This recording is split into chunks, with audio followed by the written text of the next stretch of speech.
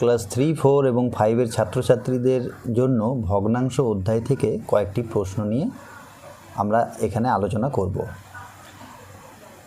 8-এর 9 এবং 3-এর 8 এই ভগ্নাংশটির মধ্যে কোনটি বড়? 1 নম্বর প্রশ্ন। একটি ভগ্নাংশ হচ্ছে 8-এর 9, আর একটা ভগ্নাংশ হচ্ছে 3-এর 8। এই ভগ্নাংশগুলোর মধ্যে কোনটি বড় এবং কোনটি ছোট? কোনটি ছোট অথবা কোনটি বড় সেটা নির্ণয় করার একটা শর্টকাট ফর্মুলা আমি প্রথমে তোমাদের শেখাই। এখানে দেখো, এখানে কোনাকুনি গুণ করবে। 8-এর সাথে 8 গুণ করবে, আবার 9-এর সাথে 3 গুণ করবে। তাহলে প্রথমে 8-এর সাথে 8 গুণ করতে হবে, এই ওপরের সাথে এর নিচে, অর্থাৎ লবের সাথে এর হরের। তাহলে 8কে যদি 8 দিয়ে গুণ করো তাহলে হবে 64।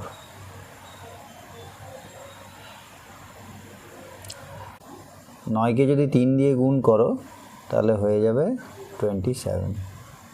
তাহলে এখানে দেখা যাচ্ছে যে 64 27-এর থেকে বড়। তাহলে 8-এর 9 এই যে ভগ্নাংশটা রয়েছে এটা হবে গ্রেটার দেন 3/8। দ্বিতীয় প্রশ্নতে চলে যাব। 3 পূর্ণ 3-এর 5 প্রকৃত ভগ্নাংশ না মিশ্র ভগ্নাংশ? 3 পূর্ণ 3-এর 5। তাহলে দেখো এখানে কি রয়েছে, একটা পূর্ণ সংখ্যা রয়েছে এবং একটা প্রকৃত ভগ্নাংশ রয়েছে। এই ধরনের ভগ্নাংশগুলোকে আমরা বলি মিশ্র ভগ্নাংশ। এই ধরনের ভগ্নাংশগুলোকে বলা হয় মিশ্র ভগ্নাংশ। এবারে পরবর্তী প্রশ্ন রয়েছে সেটা হচ্ছে 36 আর নিচে রয়েছে 480 480। এই যে ভগ্নাংশটা রয়েছে এটাকে লঘিষ্ঠ আকারে প্রকাশ করতে হবে। লঘিষ্ঠ আকারে প্রকাশ করার দুটো পদ্ধতি আছে। একটা আমরা যেটা করতে পারি সেটা হচ্ছে কাটাকাটি কীভাবে করতে হয় সেটা দেখে নাও। যেমন এখানে 4 দিয়ে যদি কাটাকাটি করি তাহলে 4 9 36 হয়, এখানে হবে 4 12 48, এখানে শূন্যটা দিয়ে দিলাম। আবার 3 দিয়ে কাটাকাটি করা যাবে, 3কে 3 দিয়ে কাটাকাটি 3 3 9 হয়, আর এখানে 3 4 12 আর 0, তাহলে 3-এর 40। তাহলে এভাবে আমরা কাটাকাটি করে এটাকে লঘিষ্ঠ আকারে প্রকাশ করে নিতে পারি। কিন্তু লঘিষ্ঠ আকারে প্রকাশ করার আরেকটা প্রসেস আছে যেটা আমি এখানে তোমাদের আলোচনা করব। যেমন ধরো এখানে রয়েছে, এটাও তোমরা শিখে রাখো, 36, এখানে রয়েছে 480। প্রথমে তোমাদের যেটা করতে হবে সেটা হচ্ছে 36 এবং 480 গসাগু নির্ণয় করতে হবে। গসাগু ভাগ পদ্ধতির সাহায্যে করবে। গসাগু এবং লসাগু সংক্রান্ত আলোচনা আমরা আমাদের অন্য ভিডিওতে করেছি, সেই ভিডিওটা তোমরা অতি অবশ্যই দেখে নিও। তার লিঙ্ক আমাদের কমেন্ট বক্সে এবং এখানে দেওয়া থাকবে।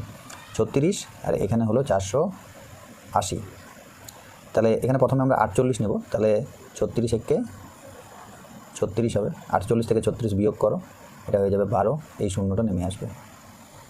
এবারে 3 দিয়ে যাবে, 36 3-এ 108 হবে। এবারে এই 120 থেকে 8 বিয়োগ করতে হবে, হয়ে যাবে 12। এবারে এই যে 12টা রয়েছে,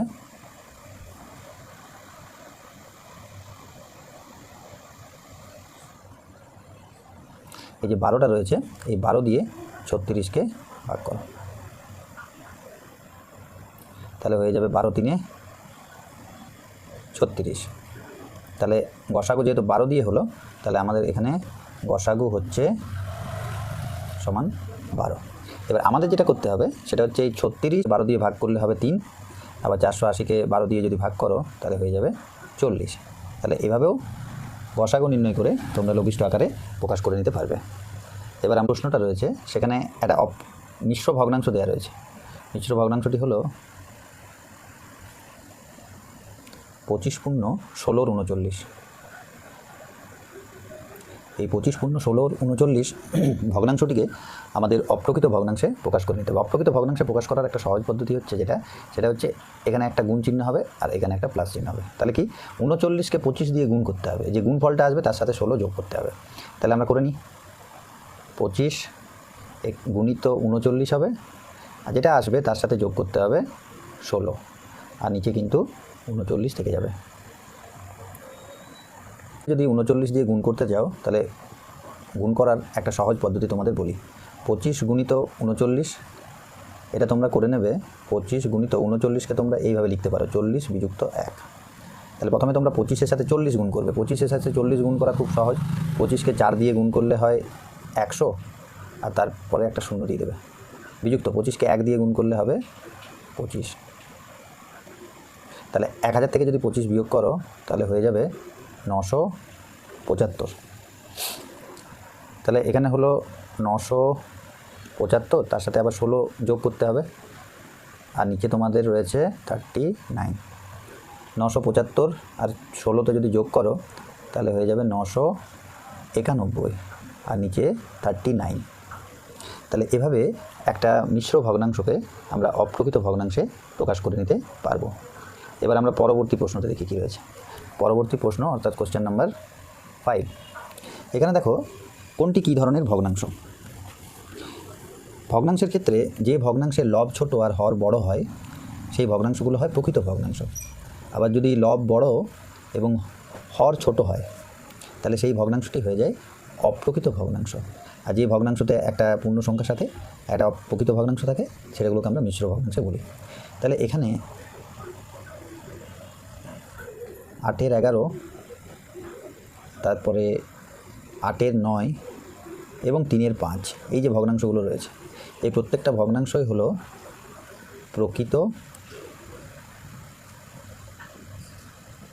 ভগ্নাংশ। কিন্তু 3 পূর্ণ 2-এর 6 এই যে ভগ্নাংশটা রয়েছে এই ভগ্নাংশটা হবে মিশ্র ভগ্নাংশ।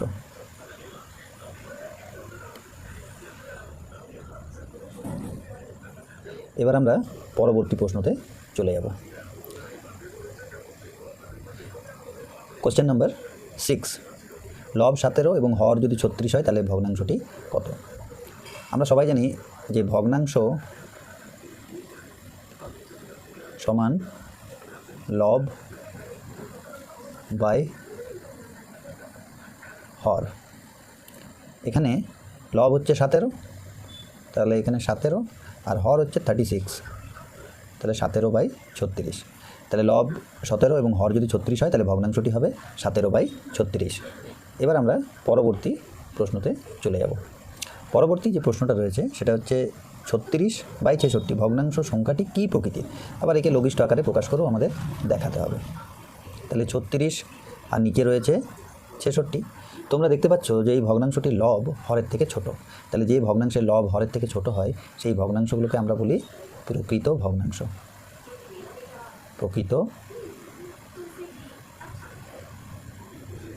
ভগ্নাংশ। তাহলে 36-এর 66 হচ্ছে একটা প্রকৃত ভগ্নাংশের উদাহরণ।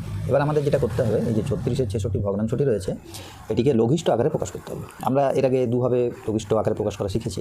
এখানে আমরা কাটাকাটি করে নেব। দেখো 3 দিয়ে চলে যাবে, 3 12-তে হবে 36, আর এখানে হবে 22।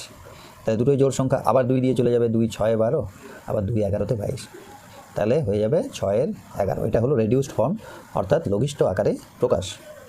এবার আমরা পরবর্তী প্রশ্ন দেখে নেব কী রয়েছে। পরবর্তী প্রশ্ন রয়েছে যে একটি ভগ্নাংশের লব 68, হর কত হলে ভগ্নাংশটি লঘিষ্ঠ আকারে 17/22 হবে?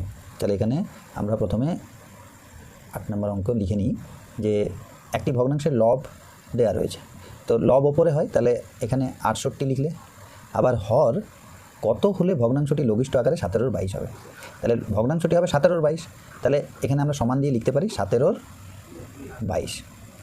তাহলে 68 থেকে 17 এসেছে, তাহলে 68 থেকে 17 কীভাবে এলো সেটা তোমাদের ভাবতে হবে যে 68কে কত দিয়ে ভাগ করলে 17 হয়। যদি তোমরা 17 ঘরের নামটা জানো তাহলে সহজেই বলতে পারবে যে 17কে 4 দিয়ে গুণ করলে 68 হয়। আর যদি তোমরা সেটা না বুঝতে পারো তাহলে 68কে 17 দিয়ে ভাগ করে দেখে নেবে। কিন্তু আমি তোমাদেরকে রেকমেন্ড করবো যে অতি অবশ্যই 20 পর্যন্ত নামটা মুখস্থ রাখতেই হবে। ওর থেকে যদি বেশি হয় তাহলে আরও বেটার। তাহলে 17কে 4 দিয়ে গুণ করলে 68 হয়, 68কে 4 দিয়ে ভাগ করা হয়েছে। এবার এখানে রয়েছে 22, 17কে 4 দিয়ে গুণ করলে 68 এসছে। আমরা জানি লব এবং হর উভয়কে একই সংখ্যা দিয়ে গুণ করলে ভগ্নাংশটি সমমানের হয়। তাহলে 22কেও আমাদের কী করতে হবে? 4 দিয়ে গুণ করতে হবে। তাহলে 22কে যদি আমরা 4 দিয়ে গুণ করি তাহলে হবে 88। তাহলে এখানে লিখতে হবে 88।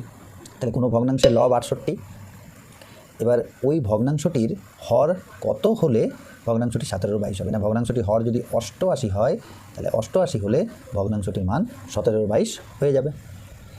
এবার আমরা পরবর্তী প্রশ্নতে চলে যাই, কোশ্চেন নাম্বার 9।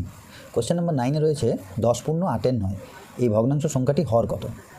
10 পূর্ণ 8-এর 9।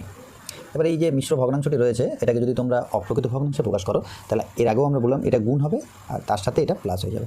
তাহলে 10কে যদি 9 দিয়ে গুণ করো তাহলে হবে 90, আবার তার সাথে যদি 8 যোগ করো তাহলে হয়ে যাবে 98 আর নিচে রয়েছে 9। তাহলে এই যে 98/9 ভগ্নাংশটি পেলে এই ভগ্নাংশটিতে হর হলো 9, এটা হলো হর যেটা তোমাকে প্রশ্নতে করেছে যে হর কত, তাহলে হর বলবে 9। আর যদি লব জিজ্ঞাসা করে তাহলে বলতে হবে লব হচ্ছে 98। এবার আমরা পরের প্রশ্ন 10 নম্বর প্রশ্নতে চলে যাই। 5-এর 17 এর কোনটি হর আর কোনটি লব? এটাও খুবই সহজ। 5-এর 17 এই যে ভগ্নাংশটা, এই 5 হচ্ছে লব এবং 17 হচ্ছে হর। এই প্রশ্নগুলো তোমরা নিজেরা আরেকবার প্র্যাকটিস করবে এবং চেষ্টা করবে ঘরে হোমওয়ার্কের খাতায় করে তোমরা কমেন্ট বক্সে আমাদের এটা পাঠিয়ে দিতে পারো। আমাদের অন্যান্য ভিডিওগুলো দেখার জন্য চ্যানেলটাকে অতি অবশ্যই সাবস্ক্রাইব করে নেবে। ভিডিওগুলো ভালো লাগলে লাইক করবে এবং তোমার বন্ধুবান্ধবদের মধ্যে শেয়ার করতে কিন্তু ভুলো না। Thank you very much for watching Angik Bangla.